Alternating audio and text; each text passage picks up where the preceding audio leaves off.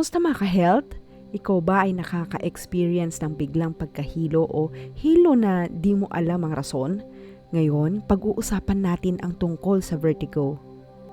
Ang vertigo ay isang karamdaman o sintoma na isinasaad ng pakiramdam ng pag-ikot o pag-ikot ng paglihis ng paligid kahit na ang tao ay nasa isang tahanan o hindi gumagalaw. Ito'y hindi isang sakit o kondisyon sa sarili, kundi isang senyales ng iba't ibang mga problema sa katawan, partikular na sa sistema ng pandinig o inner ear. May iba't ibang sanhi ng vertigo at ilan sa mga pangunahing dahilan nito ay maaaring include natin ang mga sumusunod. Benign paroxysmal positional vertigo. Isa itong pangkaraniwang dahilan ng vertigo na nagaganap kapag may mga microliths o maliit na kristal sa inner ear na nagiging hindi tamang lokasyon.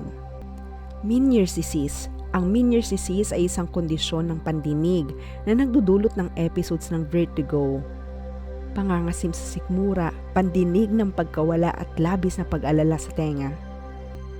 Ito'y maaaring maging nakakabahala at nakaka-discomfort sa individual na apektado nito. Episodes of vertigo. Ang Meniere's disease ay kadalasang inuugma sa mga episodiko na biglang pag-atake ng vertigo kung saan ang pakiramdam ng pag-ikot o pag-ikot ng paligid ay nararanasan. Ang mga episode na ito ay maaaring tumagal ng ilang minuto hanggang sa ilang oras. Pangangasim sa sikmura. Kasama na sa mga sintomas ang pangangasim sa sikmura, pagsusuka at pakiramdam ng pag-alala. Pandinig ng pagkawala. Ang mga taong may Meniere's disease ay maaaring maranasan ang pansamantalang pagkawala ng pandinig sa isa o parehong tenga. Sa iba't ibang pagkakataon, maaaring magkaiba ang antas ng pandinig mula moderate hanggang severe. Tinnitus. Karaniwang kasama rin ng tinnitus o ang maririnig na ingay sa tenga na maaaring maging persistent o episodiko. Ang Meniere's disease ay nagiging sanhi ng abnormalyong dami ng likido sa loob ng inner ear na nangyayari dahil sa hindi malinaw na dahilan. Maaring makaapekto ito sa parehong mga tenga. Migraine-associated vertigo. Maaring magkaroon ng vertigo bilang bahagi ng migraine attack. Vestibular neuritis. Ang vestibular neuritis ay isang kondisyon kung saan ang vestibular nerve ay isang bahagi ng inner ear na nagpapadala ng signal sa utak tungkol sa posisyon ng ulo, galaw at balanse ay nagiging maingay o mayroong pamamaga. Ang kondisyon na ito ay maaaring magdulot ng biglang pag-atake ng vertigo o pag-ikot ng paligid.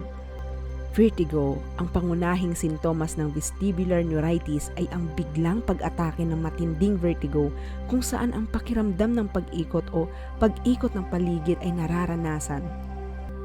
Ang vertigo na ito ay maaaring tumagal ng ilang araw hanggang sa ilang linggo. Nystagmus. Isa pang common na sintomas ay ang pag-ikot o paggalaw ng mata ng hindi kontrolado na tinatawag na nystagmus. Ito ay nagiging resulta ng hindi tamang signal na ipinapadala ng vestibular nerve sa utak. Madalas, kasama rin ang pangangasim sa sikmura at pagsusuka. Ang vestibular neuritis ay kadalasang sanhi ng viral infection tulad ng herpes simplex virus o respiratory virus. Ang pamamaga ng vestibular nerve ay maaaring magdulot ng biglang pagbabago sa signal na ipinapadala nito sa utak na nagresulta sa vertigo at iba pang mga sintomas. Pagkakaroon ng problema sa sirkulasyon. Kung may mga problema sa blood flow papunta sa utak, maaaring magdulot ito ng vertigo. Ang ilang hakbang at pamamahagi ay maaaring makatulong sa pag-iwas sa vertigo o pag-ikot ng paligid. Narito ang ilang mga tips. Iwasan ang biglang pag-angat. Kapag nagigising o bumabangon mula sa pag-upo o pagtulog, gawin ito ng dahan-dahan at huwag biglang tumayo. Pahinga muna ng ilang sandali bago maglakad, lalo na kung ikaw ay may kasaysayan ng vertigo. Tumabi kapag tinitignan ang mataas na lugar. Kapag tinitignan ang mataas na lugar o iba pang malalayong bagay, subukang tumabi o magtaglid upang maiwasan ang biglang pag-atake ng vertigo. Iwasan ang pag-ikot o mabilisang galaw. Iwasan ang sobrang mabilisang pag-ikot o galaw, lalo na kung ikaw ay nararamdaman ng pagkahilo o vertigo. Ang mga abruptong galaw ay maaaring mag-trigger ng vertigo. Mag-ingat sa pagsakay ng mataas na sasakyan. Kapag ikaw ay sumasakay ng mataas na sasakyan tulad ng roller coaster o Ferris wheel, maging maingat at alamin ang sariling limitasyon. Huwag piliting gawin ang mga bagay na maaaring magdulot ng pag-ikot ng paligid. Mag-check ng regular sa iyong mata at pandinig. Ang regular na pagsusuri sa mata at pandinig ay makakatulong sa pagtukoy ng anumang problema at pagbibigay ng tamang lunas bago ito lumala. Iwasan ang stress. Ang stress ay maaaring maging trigger para sa ilang mga karamdaman na maaaring magdulot ng vertigo. Magsagawa ng mga pamparelax na gawain tulad ng meditation o yoga para maibsan ang stress. Alagaan ang iyong kalusugan. Ang pangangalaga sa pangkahalatang kalusugan ay mahalaga para mapanatili ang maayos na balanse. Sapat na tulog, malusog na nutrisyon at regular na ehersisyo ay makakatulong sa pangkahalatang kagalingan ng katawan. Kumonsulta sa doktor kapag may mga regular na episodes ng vertigo. Mahalaga ang konsultin ng isang doktor o espesyalista sa pandinig.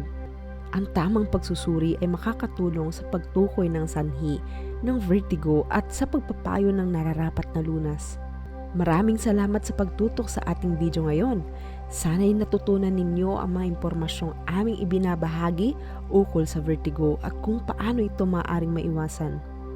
Kung mayroon kayong mga katanungan, paki-comment lamang sa ibaba at gagawin namin ang aming makakaya na sagutin ang mga ito. Huwag kalimutang i-like ang video kung nagustuhan ninyo o mag-subscribe sa ating channel para sa mas marami pang impormasyon at update sa mga darating pang mga videos.